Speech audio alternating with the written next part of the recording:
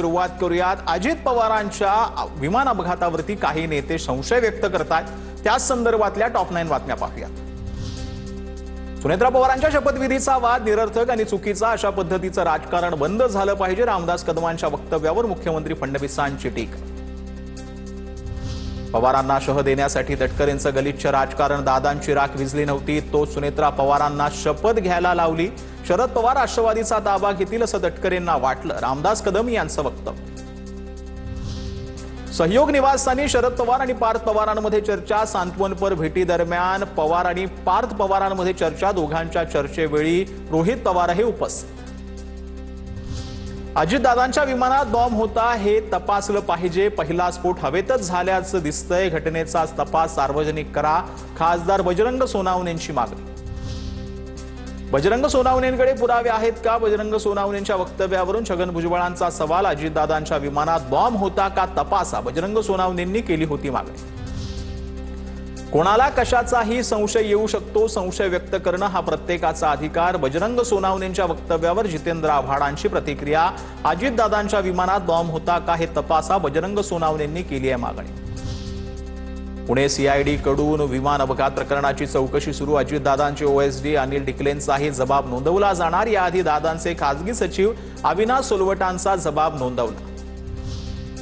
अजित पवारांच्या विमान अपघात प्रकरणात क्लीन चिट देऊ नये, अपघाताची सखोल चौकशी व्हावी, हर्षवर्धन सकपाळ यांची मागणी। तर चौकशी सुरू आहे, क्लीन चिट मिळण्याचा प्रश्नच येत नाही, पंकज भोयर यांचं उत्तर।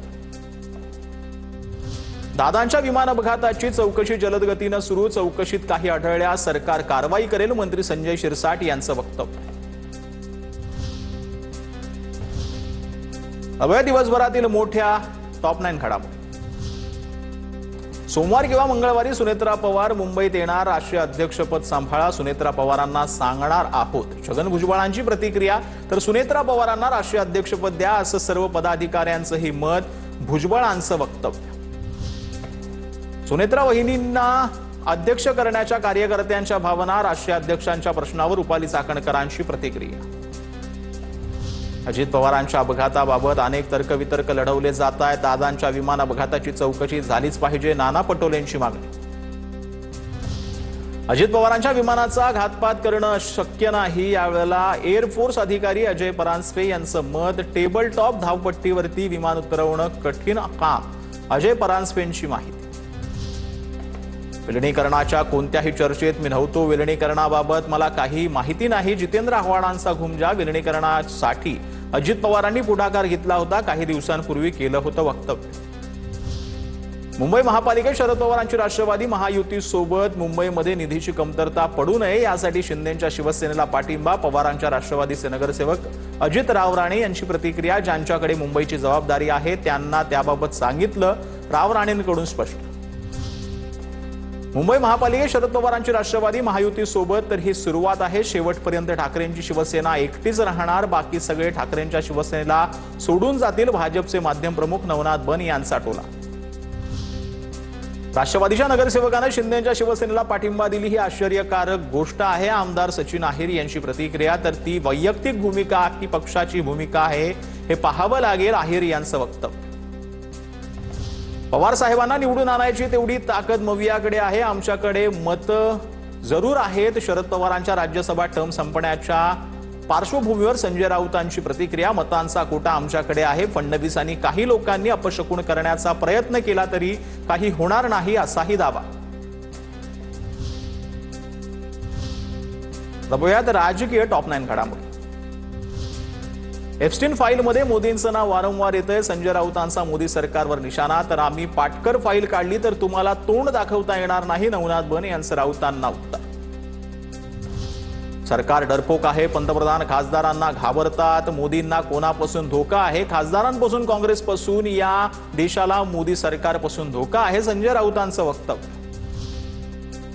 पंतप्रधान मोदींचं सक्षम नेतृत्व देशाला माहिती आहे, तर मोदी नव्हे तर उद्धव ठाकरे, आदित्य ठाकरे आणि राऊतच डरपोक आहेत, नवनाथ बन यांचा पलटवार।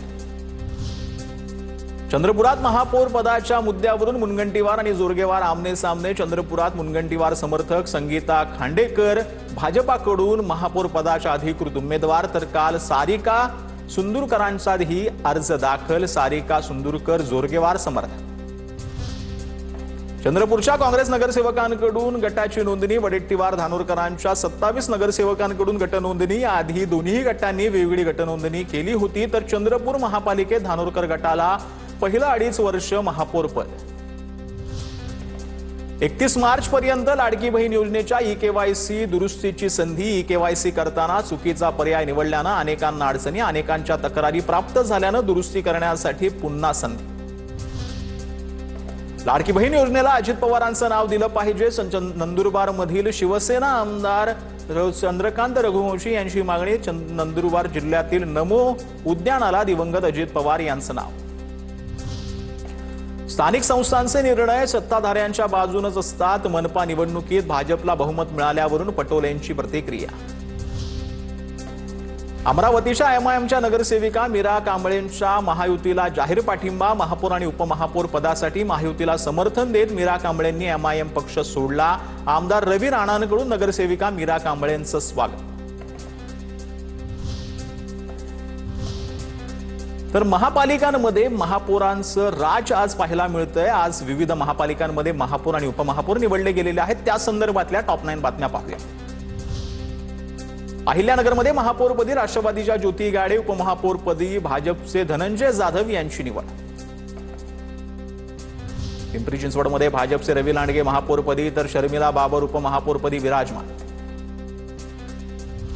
नाशिकमध्ये भाजपच्या हिमगौरी आडके महापौरपदी विराजमान. आडकेंची महापौरपदी बिनविरोध निवड, तर शिवसेनेचे विलास शिंदे उपमहापौरपदी.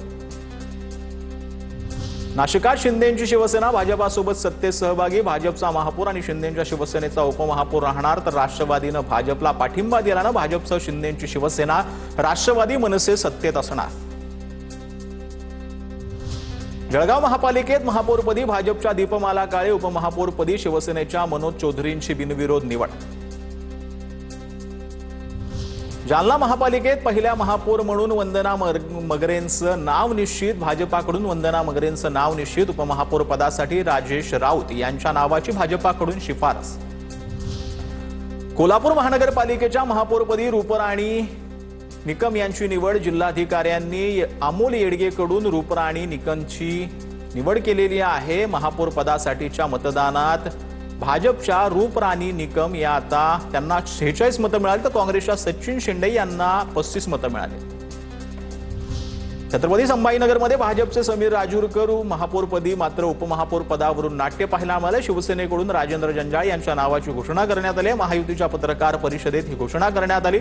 घोषणेपूर्वी एकनाथ शिंदेंचा मंत्री अतुल सावेंना फोन होता, सूत्रांची माहिती. अमरावतीत भाजपचे श्रीचंद तेजवानी महापौरपदी विराजमान, तर उपमहापौरपदी युवा स्वाभिमानच्या सचिन भेंडेंची निवड. अमरावती उपमहापौर पदासाठी भाजपला पाठिंबा देणाऱ्या एमआयएमच्या कांबळेंवर कारवाई केली जाणार.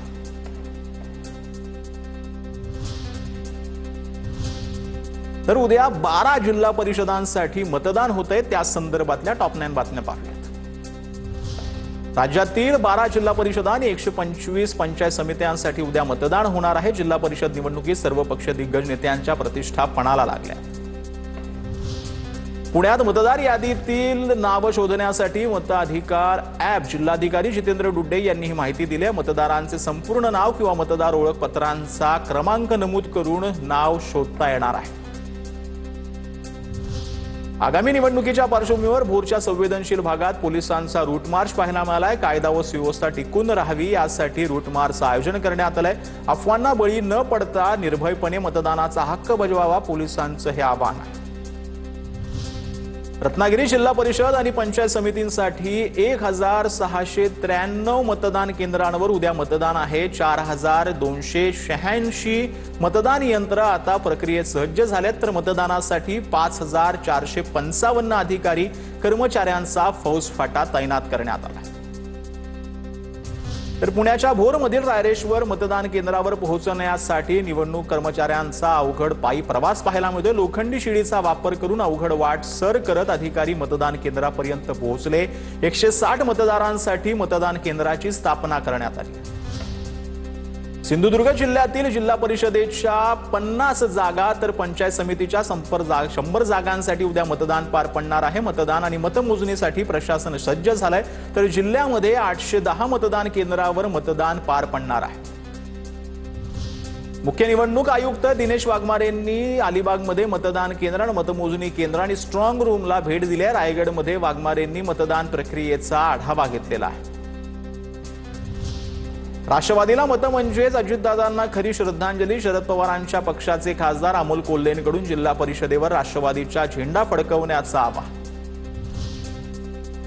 साताऱ्यामध्ये मतदानापूर्वी राडा, भाजपच्या उमेदवारांच्या भावाकडून पवारांच्या राष्ट्रवादीच्या कार्यकर्त्याला मारहाण। पाल जिल्हा परिषद गटातील घटना।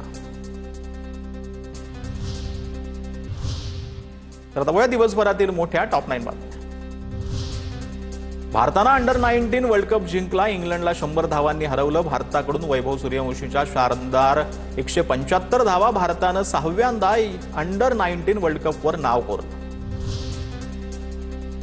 14 वर्षे वैभव सूर्यवंशीची 19 वर्षाखालील विश्वचषकात रेकॉर्ड ब्रेक खेळी। विश्वचषकाच्या अंतिम सामन्यात सर्वाधिक 175 धावसंख्या, एकाच डावात सर्वाधिक 15 चौकार आणि 15 षटकार मारले। वैभवच्या खेळीमुळे भारताची धावसंख्या 411 वर पोहोचली।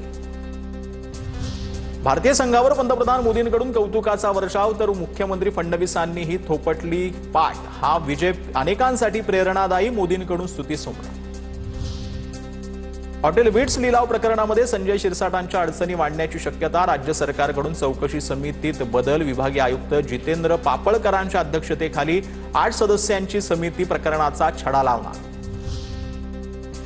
तुम्हाला डावलून निर्णय, तुमची लायकी मोठ्या नेत्यांना माहिती आहे। MIM नेते इम्तियाज जलील यांच्या मंत्री संजय शिरसाट यांच्यावर टीका। आंबेडकरांना मानणारे असाल तर हिवळरांना मदत करा, जलील यांचं वक्तव्य। नारायण राणेंविरोधात संजय राऊतांचा मानहानी प्रकरणाची पुढची सुनावणी 20 फेब्रुवारीला। राऊतांनी माझगाव कोर्टात नोंदवली साक्ष। राऊतांचं नाव मतदार यादीत नव्हतं, आपण त्यांना निवडून आणल्याचं राणेंनी केलं होतं वक्तव्य। अहिल्यानगरमध्ये आमदार संग्राम जगतापांच्या नेतृत्वात मोर्चा। अंमली पदार्थांच्या तस्करी विरोधात मोर्चा। पोलीस अधीक्षक कार्यालयावरती मोर्चा काढत निवेदन दिलं।